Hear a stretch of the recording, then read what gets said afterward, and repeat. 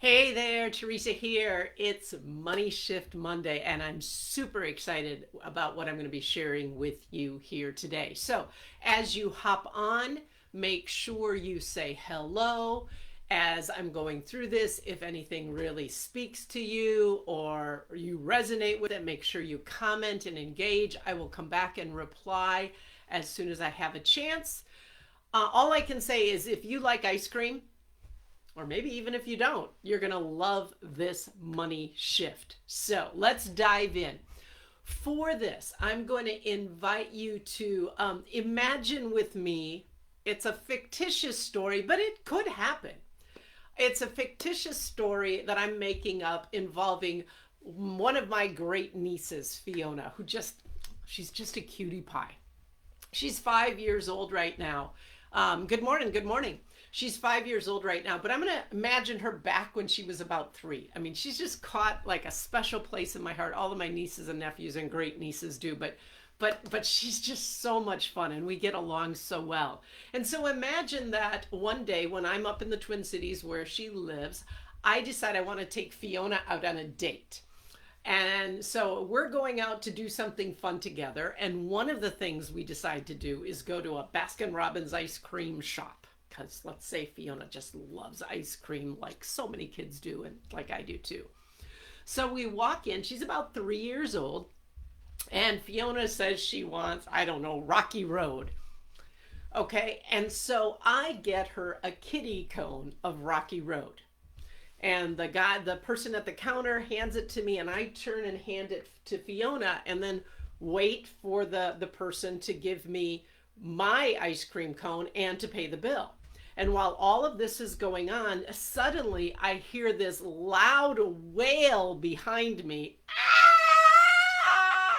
And I turn around and I see Fiona, and the kitty cone is like in this direction, and the ice cream has fallen on the floor.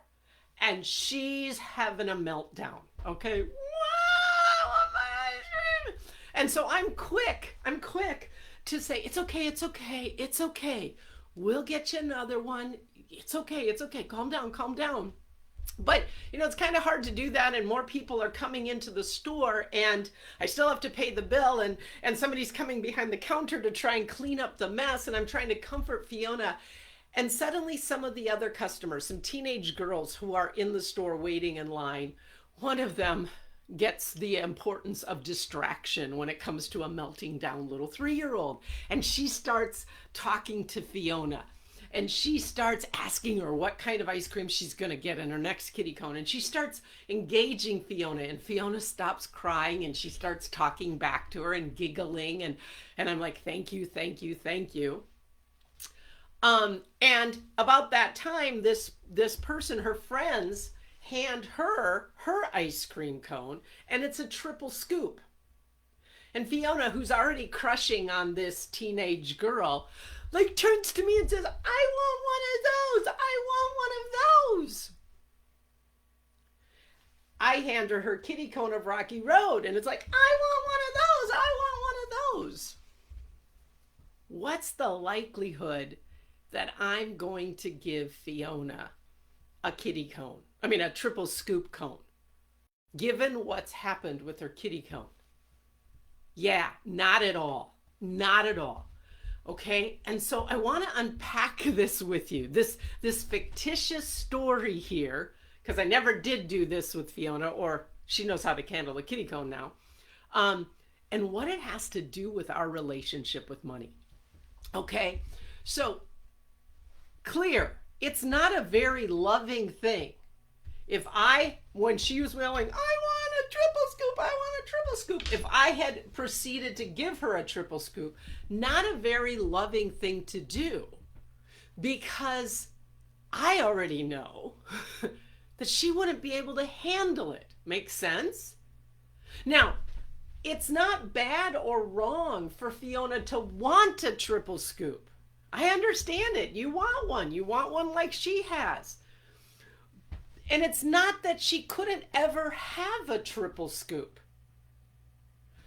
The question is, what size scoop can she handle? can she truly be able to enjoy? Because she didn't enjoy the one that tipped and fell on the floor. Does this make sense?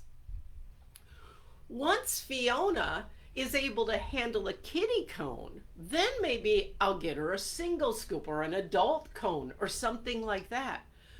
If she wants one. Maybe one day she'll have a double scoop if she wants one. But going from not being able to handle a kiddie cone to take her straight to a triple scoop is really disempowering of her. You see, by going from a kiddie cone to a single scoop to a double scoop and maybe to a triple scoop, she has a chance to experience mastery of ice cream cones.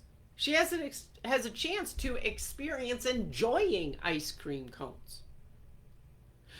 But now let's say that I'm one of those enabling adults, enabling aunts who gives her nieces and nephews anything they want just because they want it. Let's get real here. Fiona is having a meltdown in Baskin Robbins. She's making a big scene. And I might be feeling super embarrassed. And I don't want people to think that I can't handle my niece or have her think that she's a spoiled brat. So imagine if after the kiddie cone tipped and she started going, I want one like that, I gave her a triple scoop. We all know what's going to happen, right? It's going to land on the floor too. And then she's going to cry even more. But here's the piece.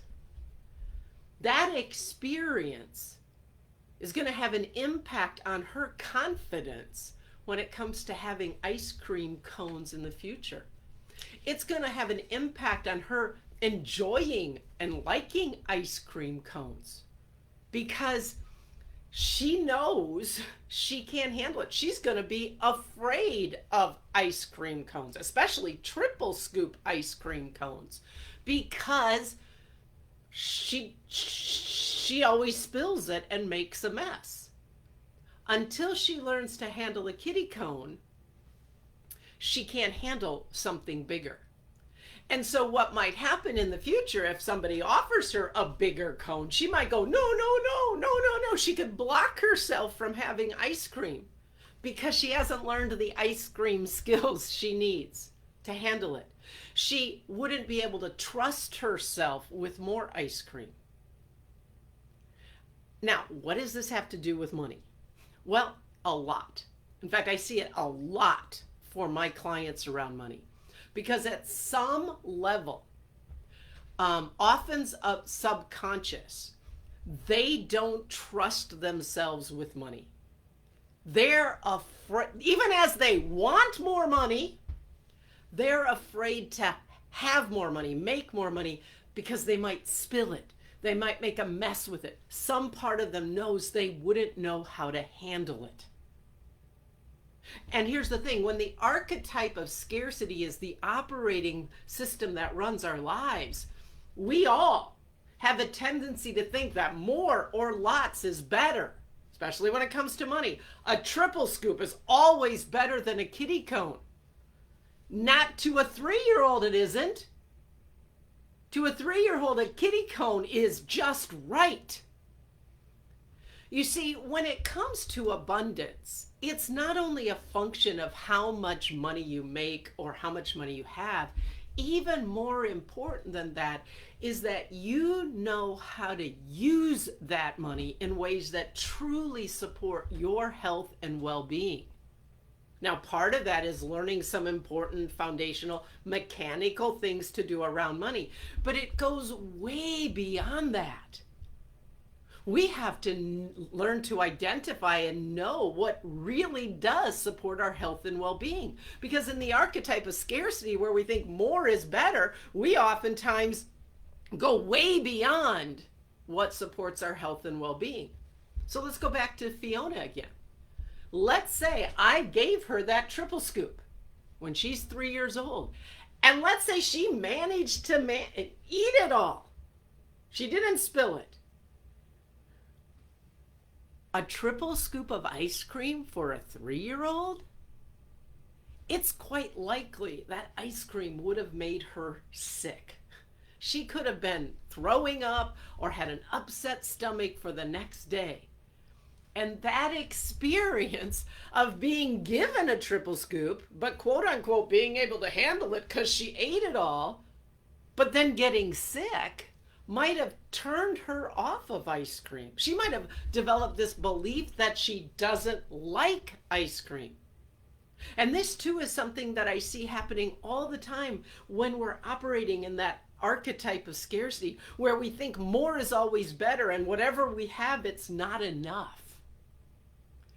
Part of learning how to use the money we have in ways that support health and well-being for us is we have to learn to recognize and honor our sufficiency point, not eating too much and making ourselves sick. Now that I'm thinking about it, maybe that's what I'll talk about in next week's Money Shift Money episode, because it's a powerful practice. And sufficiency for my 3-year-old niece would look like a kitty cone. Both, it wouldn't make her sick, and 2, she has a better chance of being able to handle it. Now, as she grows and matures, that may look like having a single scoop or a double scoop. Maybe one day a triple scoop, but maybe not, because maybe Fiona, in going from kitty to single to double, she'll realize that she's filled, like the double filled her. And that is enough for her. That's her sufficiency point. The same thing applies to our relationship with money. So if you, like so many people I've worked with, and I've been guilty of this myself, keep thinking that the solution to any scarcity and not enough you're experiencing around money is to make and have more and all of that sort of stuff, I invite you to remember this story. Perhaps the first step for you to be able to, quote, make more, have a triple scoop of money, is to truly learn how to handle whatever size money cone you currently have, and to use it in ways that support health and well-being right now. Because when you do that, you can begin to trust yourself with money. And when we know we can trust ourselves with money, we're more open to having more money if we want it or need it. Now, how can you begin? I'm going to give you 3 simple steps that could get you started with this. First of all, I invite you to begin practicing more gratitude instead of not enough to whatever the amount of money you currently have. Maybe it's only a kitty cone, maybe it's a larger one. But when we're in the archetype of scarcity, whatever it is, it's not enough. We always want more. So a way to get around that is start to practice being grateful for it. Be grateful for the kitty cone. Secondly, huge in learning how to handle it, start paying attention and being more conscious around money. Different ways you can do that. Start tracking the inflow and outflow. Find out exactly how much debt you have.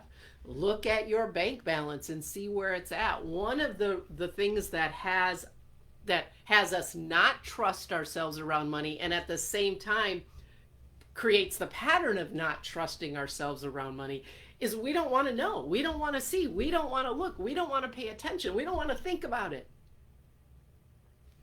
And the third one, and I actually call it the best, is because it's going to support you in the first 2 practices and more, is to just consider this invitation. Starting a week from today, I'm going to be doing one final beta version of a 6-week program I created last year called Unblock Your Money Flow, the Activation Program. It's going to start next week, Monday at noon Central Time, so right after this broadcast. And I have 3 spots left at a really reduced tuition, because this is like the final testing and tweaking of this program before I launch it on a broader scale in April. So if this shift stuff that I'm doing around money, if this kitty cone analogy resonates with you, if you're like going, maybe I don't know how to use money in ways that support health and well-being for me because I keep experiencing scarcity around it, I invite you to PM me or message me in some way, comment below. and I can connect with you to give you more information about it and see if it would actually be a great next step for you. Of course, another next step is to join me next Monday here, where I may talk more about this sufficiency point. That might be the money shift I share with you next week. For those of you who joined me live, thank you, thank you, thank you for being here. For those of you who are catching the replay, thank you to you as well. Feel free to comment. I will come back and check. Danette, glad you loved the analogy. Carol, here you're still struggle with number 2. Yeah, that's where the good stuff happens. There's where the real growth happens for most people. Have a great Monday, everybody. Again, thanks for being here. I'll see you next week, Monday, if not before.